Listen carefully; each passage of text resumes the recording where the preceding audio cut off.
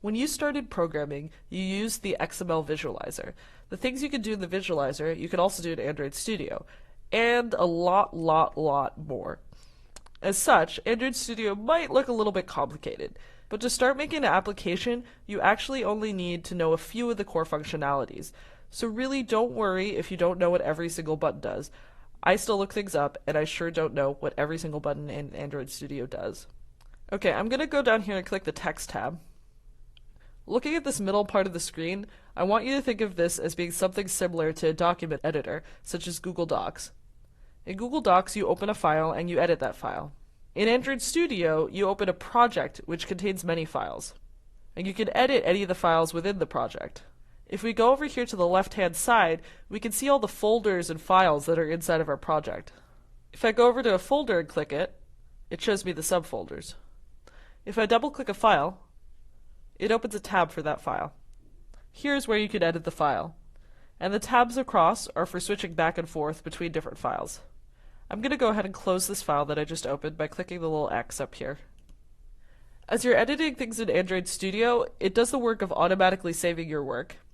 Now if I do something really disastrous, like whoops, I accidentally select all this and then delete it, always remember that you can undo and redo in Android Studio. I'm going to undo that by going up here to the menu bar and clicking Edit, Undo. And you can see right below it that we have Redo. Alternatively, if you don't want to use the menu bar, you can use the keyboard shortcut Control-Z or on Macs Command-Z. And to redo, it's Command-Shift-Z or Control-Shift-Z. Let's take a closer look at the left-hand side here. Everything here combined makes up your app. An app or an application on Android isn't a single file, it's a collection of images, layouts, and other code.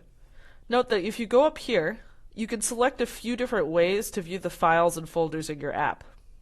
Project, in particular, shows you what the folders actually look like on your computer. I'll click down a bit so that you can see. Alright, not to scare you, but when you made your app, there's actually a ton of folders and files that were generated for you.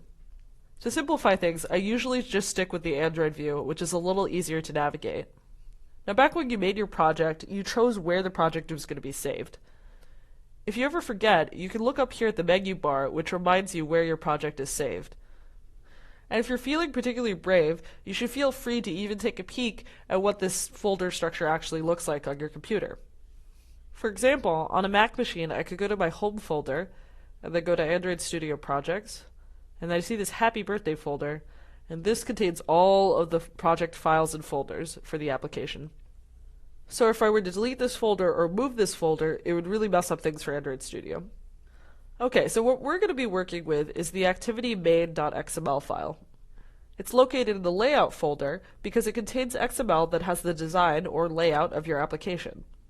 I'm going to double click. Now the contents of this file should look pretty familiar. It's very similar to the sort of XML that we were writing in the lesson. One big difference are these two attributes here. The XMLNS attribute says that we're working with attributes that are specific to Android development and making layouts. XML is also used with websites storing data and other applications, so we use this XMLNS attribute to specify that we're making things particularly for Android development and particularly for layouts. The fact that we use the word Android here is also the reason that we put Android : in front of all the attributes that we use. If you'd like to learn a little bit more about the XMLNS attribute, you can check out the instructor notes. The important thing to know is, when you make a new application, these two things will be automatically included, and you should include them in any other layouts you make, otherwise your application won't work. Alright, now down here you're going to see two tabs, the Design tab and the Text tab. And the Text tab is actually the tab that you're usually going to be working with. Over here on the far right, you'll see that there's a button that says Preview. If you click on it, it'll remove the picture of the phone, and if you click it on again, it'll bring the picture of the phone back. This is a preview of what your XML looks like on a phone. It's very similar to the XML visualizer. I'm actually going to go ahead and change the text attribute here to say Goodbye World. Now if you do this on your own machine and you zoom in here, let me do it now, you should see that the text updated to say Goodbye World. Pretty cool. If you click on the Design tab, you'll see a drag and drop interface for designing phone layouts. So for example, I could drag things over into the application.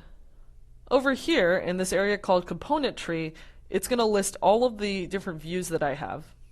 If I click on a particular view, down here in Properties, it shows me all of the different attributes or properties that I can change. This list can be pretty helpful for discovering new layout properties. Also, if you right-click on any of these properties, such as this Align Start, it'll give you an option to see the documentation. This design view is pretty helpful if you're trying to quickly build a layout, but you get a lot more control over exactly where different elements go if you understand and know how to write code. Since we don't really need any of these additional options and don't know what a lot of them do yet, it's easier to just stick with the Text tab. That concludes a quick tour of Android Studio. Next we'll work on running our first app.